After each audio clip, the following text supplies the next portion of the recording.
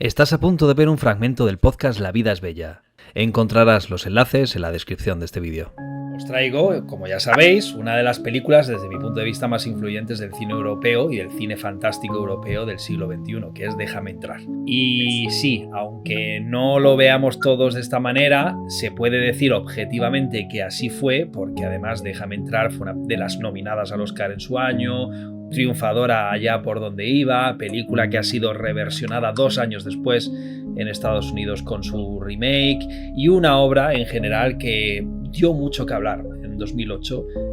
como una de las películas más emblemáticas de aquel año.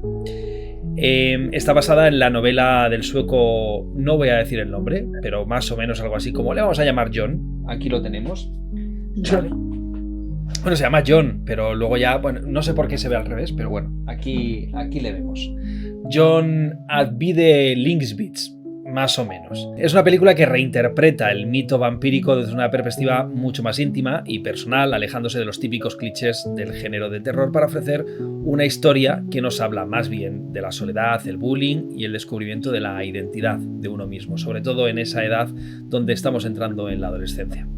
Cuando el productor de la Déjame entrar original, que es Carl Molinder, logró hacerse con los derechos para adaptar la novela, se habían recibido más de 20 solicitudes desde Suecia, Dinamarca, Alemania y también Estados Unidos para adaptar la novela. Una novela que, bueno, funcionó muy bien y que muchísimas productoras estuvieron interesadas en adaptar. En principio, la editora rechazó la mayoría de las propuestas y solo consiguieron luz verde tras hablar directamente con el autor y presentarle a Thomas Alfredson como director del proyecto. Al final accedió y dijo, venga, vamos a hacer la película. Y el proyecto se quedó en casa, en Suecia. El resultado fue una de las películas más aclamadas, como ya he dicho, del cine moderno, rompiendo los esquemas habituales del género y aparte llegando en una época donde los vampiros estaban un poco olvidados o más bien denostados por sagas como pues, Crepúsculo, ¿no? Para la película fue bastante complicado elegir un elenco infantil que protagonizase la historia, sobre todo porque bueno, pues Suecia no es un país en el que haya una profesionalización de los actores infantiles, de los niños, como puede ocurrir en Estados Unidos, ¿no? Y fue un proceso muy largo a la hora de hacer castings, pero bueno, finalmente dieron con estos dos niños que personalmente creo que están bastante bien. Es cierto que no son los niños del remake americano, que son actores mucho más profesionales, pero yo creo personalmente que lo hacen realmente bien. Tienes que invitarme a entrar. ¿Y qué pasa si no lo hago? La película y la historia en sí está ambientada en los años 80, en 1982, y bueno, pues sí que hubo un trabajo bastante intenso y bastante importante a la hora de recrear la Suecia de la época, ¿no? Sobre todo de los barrios un poco de clase media que había en los 80 en el país.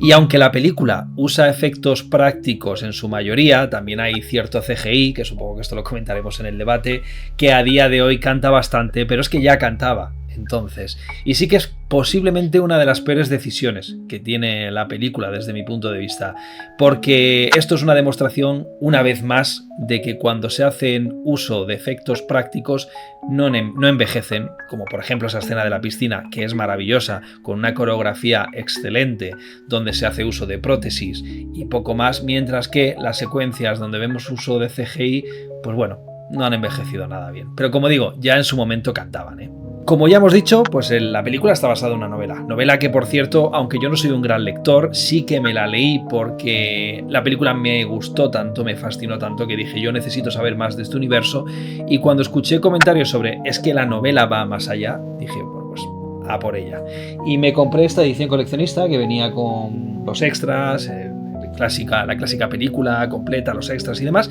y la novela con el diseño de la película. Detalles importantes que me gustaría mencionar sobre las diferencias de la película y la novela es que el personaje de Håkan, que es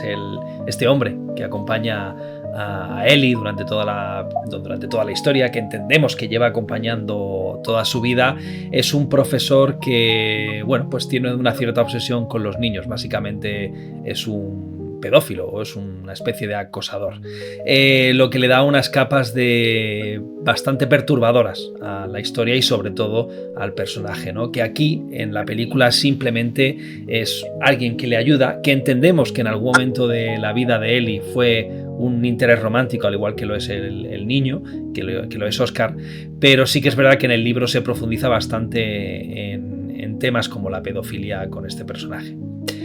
El pasado de Ellie, bueno, pues en la película no queda del todo claro, de hecho apenas se habla sobre cuándo o cómo se convirtió en vampiro, pero en la novela hay algo que en la película se entiende, se intuye, y esto me gustaría que lo debatamos en la próxima ronda, pero en el libro se dice claramente que Ellie nació como un niño, no nació como niña, y que de hecho en algún momento de su vida lo castran y a partir de ese momento decide llevar una vida como niña, como chica vampiro. En la película esto se insinúa en diferentes momentos, con ese plano donde vemos las cicatrices cercanas a lo que entendemos que sería su vagina, no sé si lo recordáis, aunque es muy rápido como ocurre, que fue muy polémico ese plano, por cierto, porque no deja de tratarse de una niña, evidentemente. Y sobre todo con esa conversación que tiene con Oscar, donde ella le dice: me seguirías queriendo si no soy una niña. Bueno, pues efectivamente, Déjame entrar es una película que habla sobre estos temas, sobre la visibilidad trans y sobre la identidad de género. Es más, en la película se planteó inicialmente un flashback donde nos iban a contar un poco el pasado de él y cómo ella llega a ser quien es, pero finalmente desecharon la idea y optaron por reducir un poco el contenido de la película, cosa que es lógica también, porque al final en una película de hora y 40 no te da tiempo a meter tantas cosas. Esto es una idea que en la película queda inyectada de una manera un poco más sutil, pero en el libro se explora bastante. Y bueno, además, una de las grandes diferencias con la película y el libro es que contamos con muchos personajes secundarios y subtramas bastante chungas y bastante perturbadoras que en la película no aparecen, porque el libro no son solamente Oscar y Ellie, sino es todo ese pueblo y diversos personajes que, bueno, aprovechan para contar una oscura verdad sobre cómo somos los seres humanos. Una cosa que también me gustaría ahondar es el hecho de que, bueno, pues este mito vampírico del déjame entrar, de el pedir permiso para entrar, es algo que, bueno, pues quizás no es uno de los mitos vampíricos más explorados en el cine, como puede ser el de la estaca o el de la luz, cosas que también están presentes en la historia de esta película. Pero este concepto básicamente viene de la mitología vampírica clásica y lo atribuyen los estudiosos del vampirismo al hecho de que los vampiros simbolizan la tentación, ¿no? Y por lo tanto no pueden forzar su entrada en el hogar de alguien sin que éste lo acepte voluntariamente, es decir, que la víctima acepte esa tentación, esa corrupción del alma. Y todo esto evidentemente tiene mucha relación con el cristianismo, que es de donde vienen la mayoría de estas creencias vampíricas, y la creencia de que los vampiros tienen que recibir el permiso para poder entrar en la morada de uno, ¿no? Y luego ya por último, en 2010, como ya hemos dicho, el director Matt Reeves, que es el director de Monstruoso, una gran película de monstruos gigantes que yo siempre defenderé, la trilogía del Planeta de los Simios, muy buena trilogía y muy interesante, y sobre todo la última de The Batman con Robert Pattinson, otro vampiro adolescente icónico, bueno, pues optó por realizar un remake que mantiene gran parte de la trama original, aunque sí que es verdad, con algunos cambios, y desde mi punto de vista creo que suavizada con respecto a la película sueca. Fue muy bien recibida el remake americano, de hecho es uno de esos ejemplos que muchas veces se ponen cuando hablamos de remake que están bien hechos. Déjame entrar es sin duda uno de ellos, pero como ya he dicho, para mí la original siempre tendrá ese encanto europeo, ese encanto frío tan chulo, ese encanto nórdico que no tiene la versión americana. Aún así tenemos a Chloe Grace Moretz, que es, como ya ha dicho Diego, la actriz de Kick-Ass, y Cody Smith McPhee, que como bien ha dicho Diego es el actor de La Carretera. Dicho esto, para mí Déjame entrar, si lo vuelvo a decir y lo diré mil y una veces, es una de las mejores películas europeas del siglo XXI.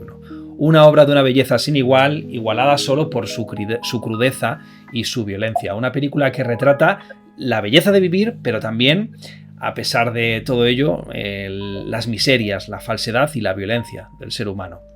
Rodada para mi gusto con una maestría y contada con una excelencia pocas veces vista, trata temas tan actuales como el bullying, la identidad de género, las separaciones familiares y sobre todo, el abandono de los niños por parte de los adultos.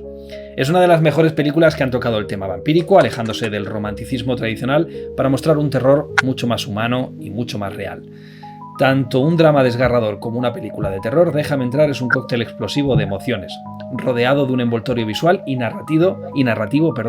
abrumadoramente artístico. Es una historia sobre la importancia de encontrar nuestro lugar en el mundo y sobre todo de encontrar a alguien que nos comprenda en nuestra propia oscuridad, porque al final todos necesitamos a alguien igual de trastornado que nosotros.